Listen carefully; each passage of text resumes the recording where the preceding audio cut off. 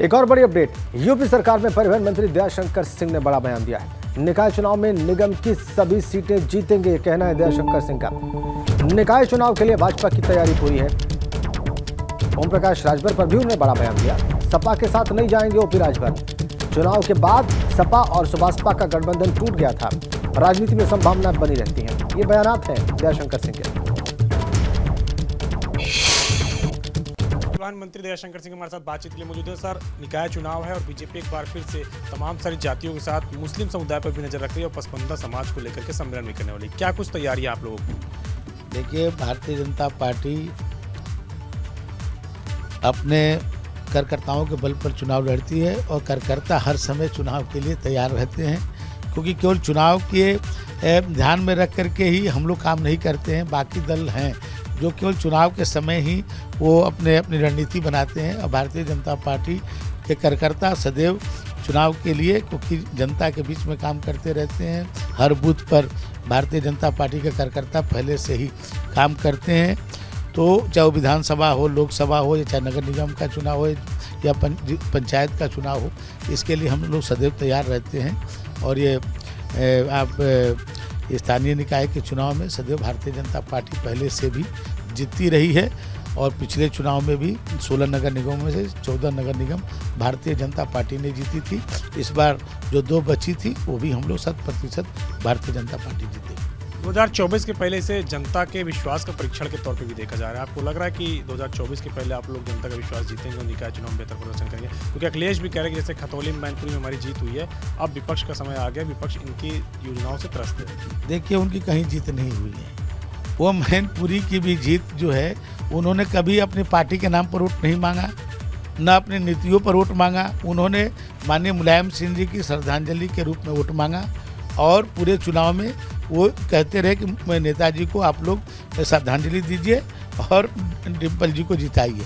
तो नेताजी को जितने वोट से लोगों ने जिताया था, उससे भी ज़्यादा वोटों से डिम्पल जी को जिताया। वो नेताजी के प्रति जो लोगों का स्नेह था, प्यार था, जो नेताजी को भी वोट नहीं दिए, वो भी जो है नेताजी की श्रद्धांजलि के रूप में उनको वोट दिए, क्योंकि नेताजी दल से ऊपर उठ करके भी काम करते थे, और उनके चाहने वाले केवल समाजवादी पार्टी में नहीं थे, हर दल में उनके लोग थे।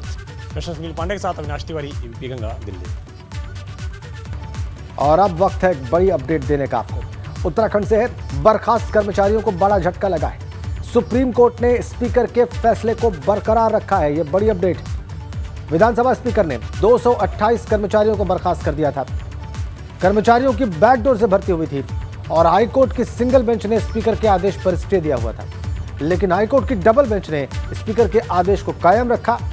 हाईकोर्ट की डबल बेंच के फैसले को सुप्रीम कोर्ट में चुनौती दी गई और सुप्रीम कोर्ट ने स्पीकर के फैसले को बरकरार रखा है। तो ये झटका है उन 228 कर्मचारियों के लिए जिनको स्पीकर ने बर्खास्त किया था जांच रिपोर्ट सामने आने के बाद भर्तियों के मामले में। ये बड़ा झटका, 228 कर्मचारियों को सुप्रीम कोर्ट ने स्पीकर के फैसले को बरकरार रखा है। आइए इसको और विस्तार से समझते हैं। सुप्रीम कोर्ट के फैसले के बारे में जानकारी प्राप्त करते हैं। हमारे उत्तराखंड ब्यूरो चीफ अजित सिंह राठी इस वक्त हमारे साथ जुड़ चुके हैं फोन लाइन पर। अजित, सुप्रीम कोर्ट ने क्या आधार दिया है अपने फैसले में? राजेंद्र, देखिए, सबसे पहले तो मैं आपको बताना चाहूंगा कि जो विधानसभा भर्ती घोटाला था, जो बैकडोर से लोगों को नौकरियां दी गई थी, अफरात में बांटी गई थी असंवैधानिक तरीके से, ये एबीपी गंगा का खुलासा था। एबीपी गंगा ने इस राज को फाश किया था और उसके बाद स्पीकर ऋतुभूषण खडूरी ने उसमें एक कोटिया कमेटी बनाई थी जांच के लिए, और जांच रिपोर्ट आने के बाद तब फिर इन सबको बर्खास्त कर दिया गया था। और जैसा अभी आपने बहुत विस्तार से दर्शकों को बताया कि किस तरह से मामला सिंगल बेंच, डबल बेंच और सुप्रीम कोर्ट तक पहुंचा, तो सुप्रीम कोर्ट ने आज जब सुनवाई के दौरान इस याचिका पर सुनवाई हुई, तो सुप्रीम कोर्ट ने यही देखा कि किसी भी तरह की कोई चयन प्रक्रिया नहीं अपनाई गई। जिस चीज को एबीपी गंगा बहुत पहले से उठा रहा था कि कोई चयन प्रक्रिया नहीं अपनाई गई, कोई विज्ञापन प्रकाशित नहीं किया गया, कोई इंटरव्यू कॉल नहीं हुआ, कोई लिखित परीक्षा नहीं हुई, किसी पद के लिए कोई मानक नहीं थे, तो इसमें आरक्षण का ख्याल नहीं रखा गया। वो तमाम जो चीजें हमने दिखाई थी, वही बिंदु सुप्रीम कोर्ट के सामने जब रखे, तो सुप्रीम कोर्ट के जज माननीय न्यायमूर्ति ने वो सवाल किए, और उसके बाद तो एक अजीब स्थिति पैदा होगी। जैसा स्पीकर ऋतुभूषण खडूरी अपने बाइट में बता भी रही हैं, अपनी जो उन्होंने अभी एक अपना वीडियो रिकॉर्ड करके मीडिया हाउसेज को भेजा है, उन्होंने कहा है कि फिर बाद में जो याचिकाकर्ता के वकील थे वो अपनी याचिका वापस लेने के लिए अनुमति मांगने लगे। यानी उनके पास बताने के लिए कुछ नहीं था। निराधार भर्तियों को सुप्रीम कोर्ट ने एक तरह से पूरी तरह से आज खारिज कर दिया, और ये जो उन लोगों के लिए बड़ी राहत की बात है जिनको परीक्षा में बैठने का मौका नहीं मिला था। और स्पीकर रितु खंडूड़ी के खिलाफ भारतीय जनता पार्टी के भीतर जिस तरह की राजनीति इस मामले को लेकर हो रही थी, उसका भी शायद आज पटाक्षेप हो गया है। और रितु भूषण खंडूड़ी के फैसले को सुप्रीम कोर्ट के जायज ठहराने के बाद तो फिर ये मामला आज पटाक्षेप होता दिख रहा है। और ये एक नई नजीर यहाँ पर भ्रष्टाचार के मामले में पेश की है स्पीकर ने, कि जो भ्रष्टाचारी की तरीके से या गैर कानूनी तरीके से जिन्होंने नौकरी पाई थी और योग्य युवाओं का जिन्होंने हकों पर उनके डाका डाला था, वो किसी भी तरह से उन्होंने जांच समिति बनाकर उन सबको बर्खास्त कर दिया। और सुप्रीम कोर्ट और हाई कोर्ट की डबल बेंच ने भी स्पीकर रितु भूषण खंडूड़ी के राय को, उनके निर्णय को वेट किया। जी राज। अजीत, आपने बीच में एक बड़ी महत्वपूर्ण बात कही कि याचिकाकर्ता ने कहा कि क्या वो याचिका वापस ले सकता है, तो क्या इस बात के भी संकेत हो सकते हैं कि इसको आगे फिर चैलेंज किया जाए या रिव्यू पिटीशन डाली जाए? नहीं, चूंकि जिस समय सुप्रीम कोर्ट ने इस याचिका को निरस्त करने का निर्णय लिया, तभी उन्होंने ये डिमांड की कि हम इसको वापस ले लेते हैं, हम इसको वापस लेना चाहते हैं। लेकिन चूंकि सुप्रीम कोर्ट फैसला कर चुका था और वो माननीय न्यायमूर्ति इस नतीजे पर पहुंच चुके थे कि ये मामला कतई सुनने लायक नहीं है, ये मामला कानूनों के विपरीत है, ये जो भर्तियां हुई है कानूनों के विपरीत हुई है, इस भर्तियों में किसी भी तरह के मानकों का, संविधान में दिए गए प्रावधानों का कोई ख्याल नहीं रखा गया, सब कानूनों की धज्जियां उड़ाई गई। और इसी समय सुप्रीम कोर्ट ने इसको निरस्त कर दिया। हालांकि याचिका वकील इस बात को कहते रहे कि हम इसको वापस ले रहे, यानी वकील को भी एहसास हो गया था कि ये जो याचिका जो एसएलपी हमने आज दायर की है, उसमें उसका बहुत बड़ा कोई आधार उनके पास नहीं है जिससे जो डॉक्यूमेंट्री प्रूफ या एक डॉक्यूमेंट्री एविडेंस सुप्रीम कोर्ट के सामने रखा जा सके। जी बिल्कुल, आपने ठीक कहा। इसका मतलब सुप्रीम कोर्ट ने कोई आधार नहीं पाया इस याचिका में। और आपने कहा कि एक वीडियो मैसेज रिकॉर्ड करके भेजा है मीडिया हाउसेस को रितु खंडूड़ी ने। क्या बात है उस वीडियो मैसेज में, उस संदेश में रजित? रितु कि जिस तरह से ये मामला जब मैंने पिकअप किया था तब मेरा काफी विरोध हुआ था, मुझे अंदर विरोध झेलना पड़ा था, लेकिन मैंने पहले ही दिन वादा किया था राज्य के युवाओं से, मैं किसी के साथ नाइंसाफी नहीं होने दूंगी और मैं किसी के भी साथ किसी के अधिकारों पर डाका नहीं डालने दूंगी। जिस पद पर हूं, जितना उनका जुरिस्डिक्शन है, उसमें किसी तरह का करप्शन को बर्दाश्त नहीं करूंगी। और उन्होंने ये भी कहा कि जो मैंने युवाओं से वादा किया था उस वादे को मैंने पूरा किया। सुप्रीम कोर्ट ने स्वतः ही इस मामले को निरस्त कर दिया। अगर मुझे सुप्रीम कोर्ट जाने की जरूरत पड़ती तो मैं सुप्रीम कोर्ट का रुख करती, मैं भी सुप्रीम कोर्ट की शरण में जाती और अब मेरे पास जो जांच कमेटी की रिपोर्ट है, तमाम जो दस्तावेज है, मैं सुप्रीम कोर्ट के सामने रखती। तो उन्होंने अपने मैसेज में यही कहा है कि जो मैंने कहा था वो करके दिखाया और करप्शन पर यहाँ जीरो टॉलरेंस होगा। बहुत धन्यवाद आपका अजीत, विस्तार से आपने सुप्रीम कोर्ट के इस आदेश के बारे में बताया, इसके अर्थ बताए आपने कि इसके राजनीतिक मतलब क्या है, रितु खंडूड़ी के फैसले का क्या अर्थ है उन युवाओं के लिए जिनको अवसर नहीं मिला, जिन योग्य युवाओं को भर्ती परीक्षा में शामिल होने का। आगे बढ़ते हैं। कानपुर में चलती कार में भीषण आग लगने की खबर है। कार जलकर खाक हो गई है। कोतवाली थाना इलाके के बड़े चौराहे पर कार में आग लगी। मौके पर बहुत देर तक अफरा तफरी मची रही। बहुत मशक्कत के बाद इस आग पर काबू पाया गया। तस्वीरें देखिए, धू धू करके चलती हुई कार कानपुर में, चलती हुई कार में भीषण आग लगी और कार जलकर खाक। बहुत देर तक मौके पर अफरा तफरी फैली रही। चलती हुई कार में आग लगी और आप देखिए जिस हिस्से में इंजन होता है वो हिस्सा ही धू धू करके चल रहा है और अग्निशमन कर्मचारी कैसे इसे बुझाने का प्रयास कर रहे हैं वो भी आप इन तस्वीरों में बहुत साफ देख सकते हैं।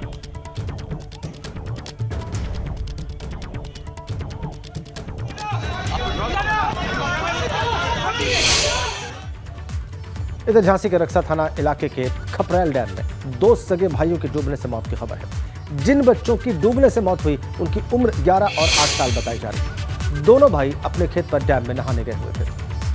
ये देखिए आप, झांसी में डैम में डूबने से 2 बच्चों की मौत की खबर है। बहुत अफसोसनाक, खपरेल डैम में डूबने से 2 बच्चों की जान गई है। 2 सगे भाइयों की डूबने से मौत हुई है।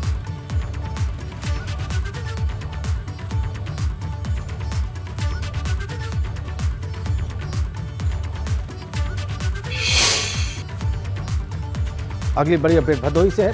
वहां पर नाबालिग लड़की का झाड़ियों में शव मिला है। लड़की की दुष्कर्म के बाद हत्या की आशंका जताई जा रही है। शादी समारोह के दौरान ये बच्ची लापता हो गई थी। मौके पर पुलिस के बड़े अधिकारी भी मौजूद थे। लड़की की दुष्कर्म के बाद हत्या की आशंका है। मौके पर पुलिस के तमाम बड़े अधिकारी मौजूद थे। भदोई की खबर है, नाबालिग लड़की का शव झाड़ियों में मिला है। दुष्कर्म के बाद इस लड़की की हत्या की आशंका है। पुलिस के तमाम बड़े अधिकारी मौके पर मौजूद हैं। शादी समारोह के दौरान ही ये लड़की लापता हो गई थी और अब उसका शव मिला है। दुष्कर्म के बाद उसकी हत्या की आशंका।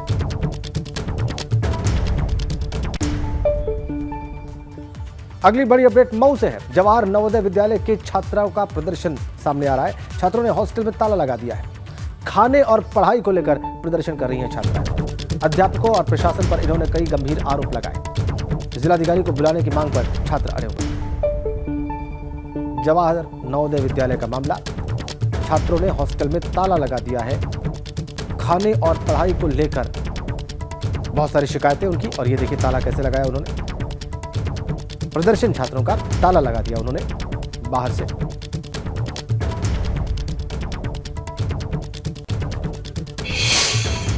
यूपी में अपराध की दुनिया में करीब 3 दशक तक अपना सिक्का जमा कर रखने वाले माफिया मुख्तार अंसारी को गैंगस्टर एक्ट के तहत गाजीपुर कोर्ट ने 10 साल की सजा सुनाई और 5 लाख रुपए का जुर्माना भी लगाया है। मुख्तार पर गैंगस्टर एक्ट के तहत कुल 5 मामलों में कोर्ट ने सजा सुनाई। इसमें 2 गाजीपुर, 2 वाराणसी और 1 मामला चंदौली का है। इसके साथ साथ कोर्ट ने मुख्तार अंसारी के करीबी भीम सिंह को भी गैंगस्टर एक्ट में 10 साल की सजा सुनाई। मुख्तार पर 1991 में वाराणसी के चेतगंज थाने में और 1996 में गाजीपुर के सदर कोतवाली थाने में गैंगस्टर एक्ट के तहत मामले दर्ज हुए थे। माफिया मुख्तार अंसारी को जिन मामलों में सजा सुनाई गई है उसमें वाराणसी में राजेंद्र सिंह हत्याकांड, गाजीपुर में वशिष्ठ तिवारी और माला गुरु हत्याकांड, वाराणसी में अवधेश राय हत्याकांड, चंदौली में कांस्टेबल रघुवंश सिंह हत्याकांड और गाजीपुर में तत्कालीन एडिशनल एसपी और 5 पुलिसकर्मियों पर जानलेवा हमले का मामला शामिल है। इसके साथ साथ जेलर को धमकाने के मामले में मुख्तार को 7 साल की सजा सुनाई गई है। माफिया मुख्तार अंसारी फिलहाल ईडी की कस्टडी में प्रयागराज में है और गैंगस्टर एक्ट के एक अन्य मामले में इलाहाबाद कोर्ट में कल उसकी सुनवाई होने वाली है।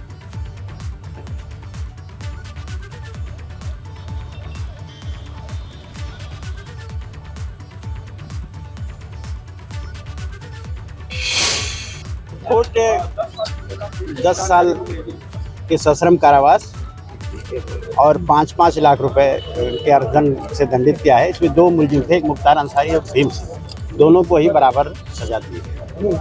गैंगस्टर का आधार इसीलिए बनाया जाता है कि जो अनेक वारदातों को अंजाम देते हैं और उनके ऊपर कोई कार्रवाई नहीं हो पाती है, तो इसी को ध्यान में रखते हुए ये एक्ट बनाया गया था। तो इनके भी मामले में कुल 5 मुकदमे थे।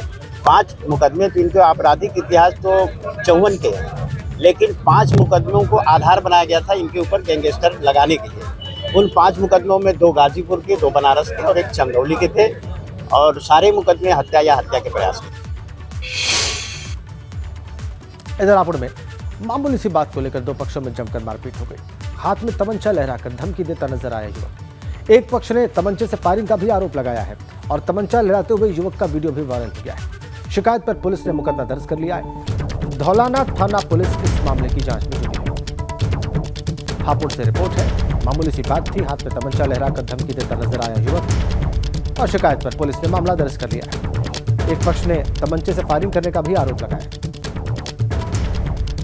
तमंचा लहराते हुए युवक का वीडियो वायरल हुआ था और शिकायत पर पुलिस ने यह मुकदमा दर्ज किया है। बड़ी अपडेट हापुड़ से, खबर हापुड़ से। मामूली सी बात, 2 पक्षों में जमकर मारपीट। पुलिस ने मुकदमा दर्ज कर लिया है।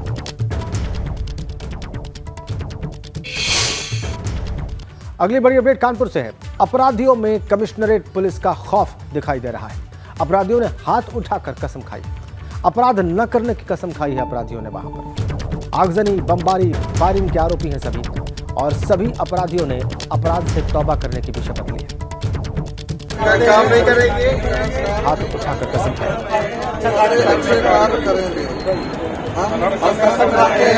कोई काम नहीं करेंगे, काम नहीं करेंगे। काम नहीं करेंगे, कोई काम नहीं करेंगे।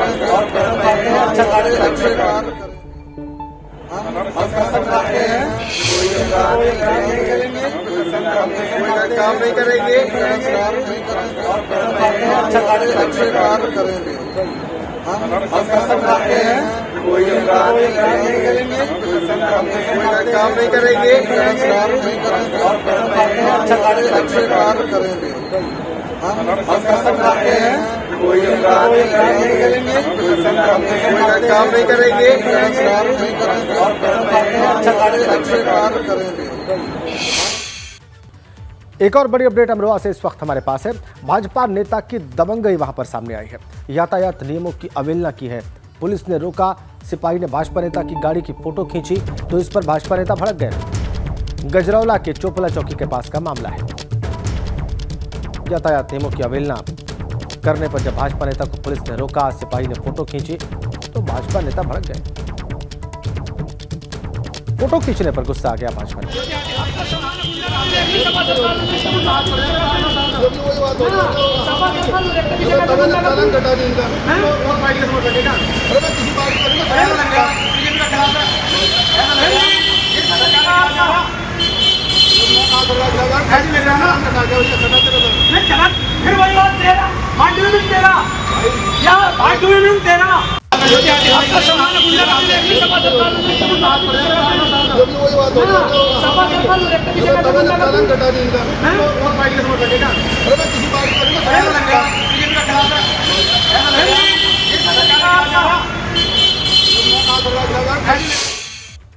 इधर जेएनयू की दीवारों पर ब्राह्मण और वैश्य विरोधी नारे लिखे जाने से ब्राह्मण समाज में गुस्सा है। मेरठ में परशुराम स्वाभिमान सेना सड़कों पर उतर आई है। परशुराम स्वाभिमान सेना ने दिल्ली कूच कर दिया है। बसों और गाड़ियों का काफिला लेकर मेरठ से सैकड़ों की संख्या में ब्राह्मण समाज के लोग दिल्ली के जंतर मंतर के लिए रवाना हो चुके हैं। ब्राह्मण समाज के लोगों की मांग है कि सरकार ऐसे लोगों पर एक्शन ले और अगर उनकी मांग नहीं मानी गई तो दिल्ली जाम करने की चेतावनी ब्राह्मण समाज के लोगों ने दी।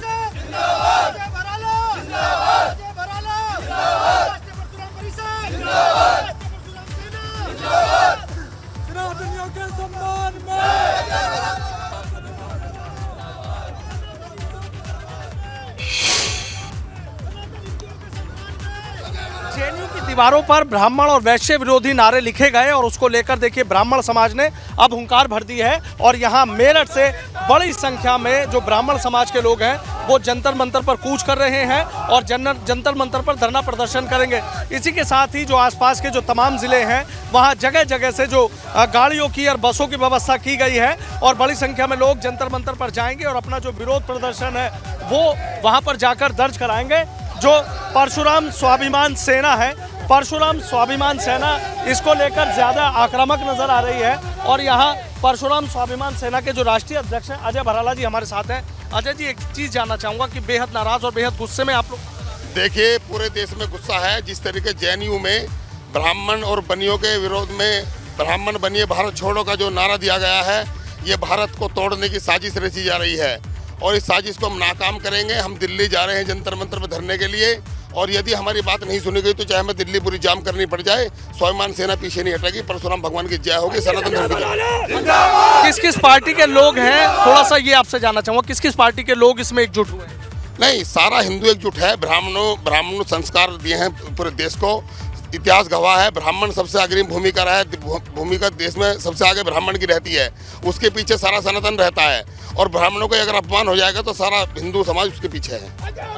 एक चीज़ और जानना चाहूँगा कि इस घटना को कई दिन हो गए, लेकिन कई दिन बीतने के बाद अब फिर आप लोगों ने इतनी देरी या क्या, थोड़ा सा एक सवाल उठ रहा है? सरकार पर पूरा विश्वास है, सरकार कार्रवाई कर रही है, लेकिन कितनी लापरवाही जो जेएनयू प्रशासन है, मुझे उन्हीं की मिलीभगत नजर आ रही है। अब तक खुलासा हो जाना चाहिए था, उनके खिलाफ भी मुकदमा लिखा जाए और जिन्होंने कृत्य किया है उनके खिलाफ भी मुकदमा दर्ज कर रासुका लगे और देशद्रोह का।